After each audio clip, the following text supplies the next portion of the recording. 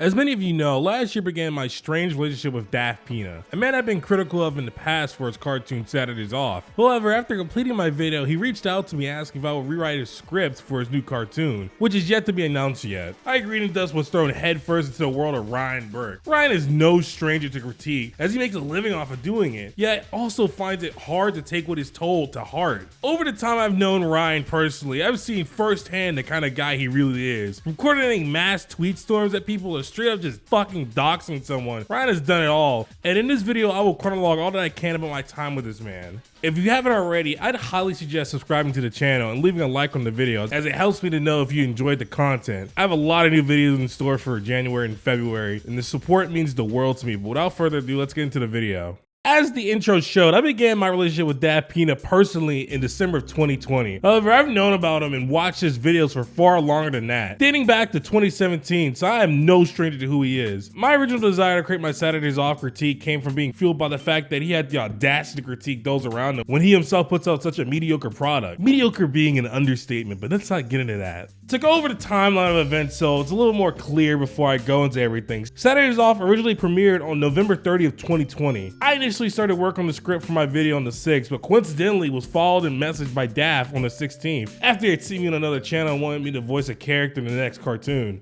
A bit weird seeing as he just released Saturdays Off not even a month prior. I nevertheless accepted the role and added him on Discord, knowing that he would see my videos mere days after I accepted the role and he would likely retract the offer. The day of reckoning comes on the 19th when I released my video, and lo and behold, Daft wants to call. This is where I learned one of his many tactics he uses to subdue criticisms he receives. He makes me watch my video over with him and one of his lackeys alongside Ellis Mark, who I invited to be some sort of middleman that we both knew prior so it wouldn't be as awkward. Daft meticulously went over every critique I had towards Saturdays Off one by one, pausing the video every few seconds to dissect what I had said and to refute the arguments I had, as if to prove me wrong in my opinion. I learned now that Daft has a habit of doing this with creators who make videos about him, get him into calls and being nice but stern in an attempt to persuade them into deleting their video on him. Instead of him asking me to delete my video, however, he offered me a gig to rewrite his new project, Arcade Plays, to make it funnier and more well-rounded. I accepted and was given the script to the pilot, and let me just take this moment to address Daft personally,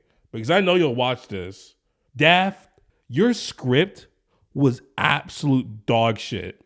And the reason I never finished it wasn't because I didn't have time, but because it was so draining to have to completely rewrite your entire script because none of what you had was remotely useful. Legitimately awful. It wasn't even worth the money you ended up giving me because it was such a miserable experience to work on.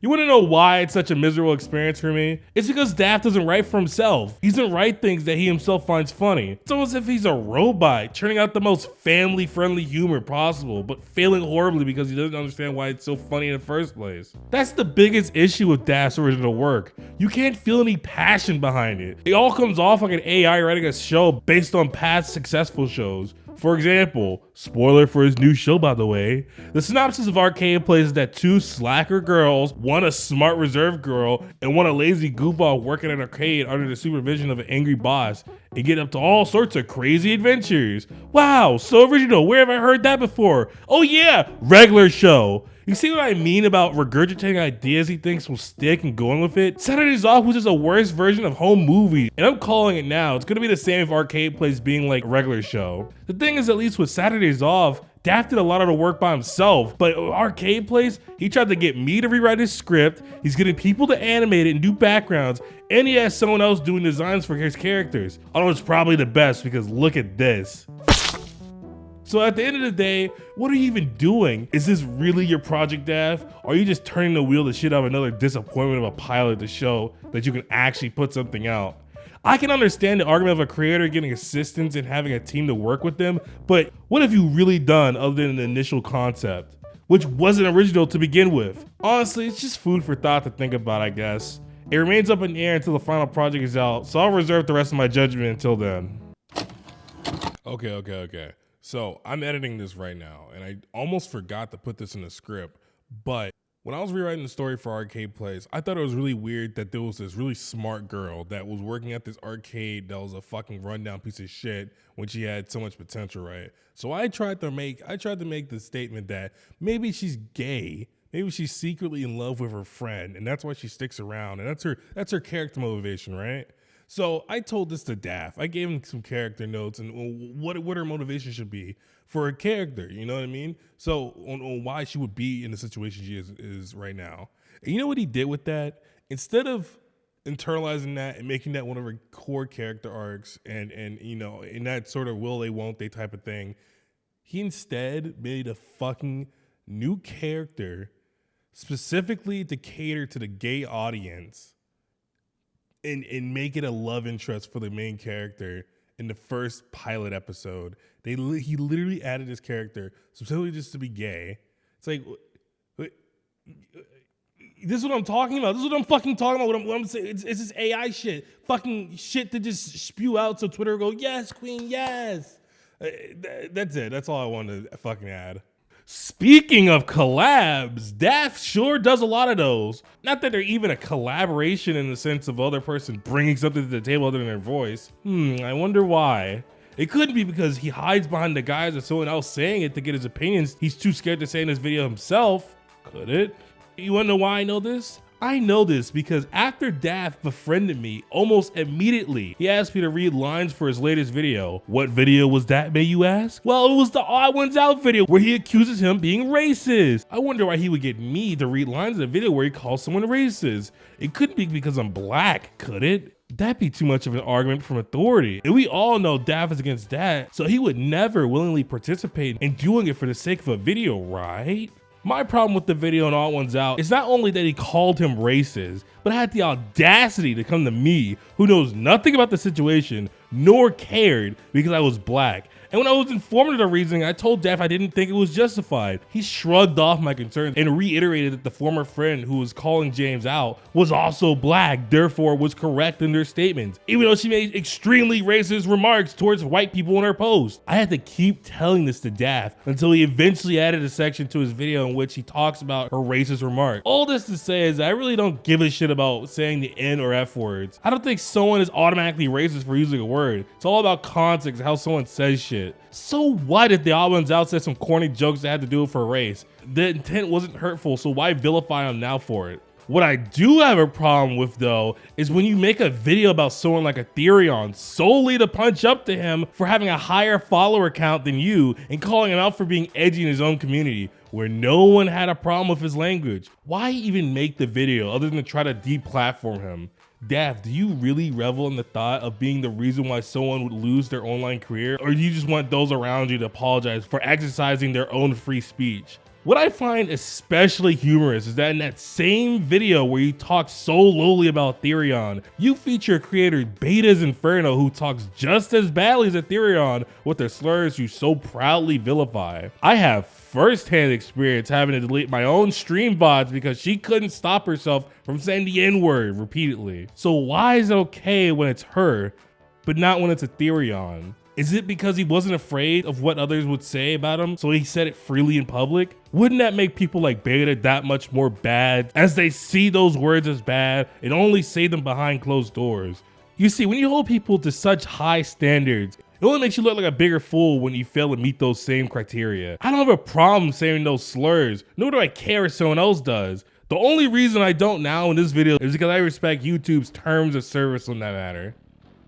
One of the funniest things about all this is that on top of Daft getting his crew to go after people like Aetherion and coordinate attacks on Twitter, is that he has legions of goons to come in his defense in order for him to seem like he isn't affected by things. I've tested this actually last night by replying to one of Daft's tweets telling him he isn't funny, only to be replied by one of his mutuals trying to pick a fight with me, which has evolved into a spat where all their friends tried to come into the fray and add their 2 cents.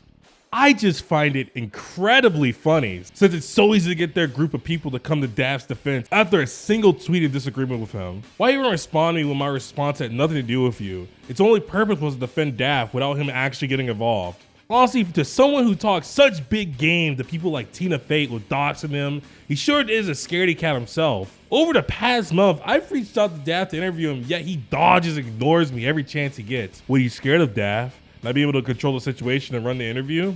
At the end of the day, Daft really is just a snake that grew legs, slinking along trying to stay under the cover of night as he strikes his prey one after another, getting his fans, if you can even call them that since they turn on every chance they get, to attack every creator he features in a bad light on his channel. When you surround yourself with drama, you're bound to find yourself in your own at some point. So here's to you, Daft. I'm ready to hear your response to this video because I know you'll watch it. Want to know why?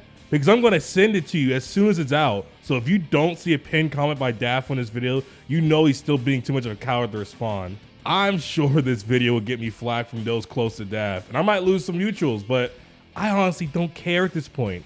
After seeing the shit he pulled with Tinafate, I was beyond pissed, and on top of the already disdain I had towards him compelled me to make this video. The only reason why it took so long is that I was between moving and editing Ellis Mark's Family Guy video. I don't care what Tinafate did. No matter the allegations, don't necessitate fucking spreading the information of not just Tinafate, but also their family. The fact Daft cares more about the publicity he can garner around them than to be civil is shocking. And time again, he's shown he'll do anything just to get his way. That's all I have to say. I'm done. New videos next year, so subscribe. I'll see you guys later. Well, got my DaftPina video all written out, all edited. You know what that means. Gotta send it to him. You know I gotta send it to him. The classic, so he knows what's gonna happen. Run.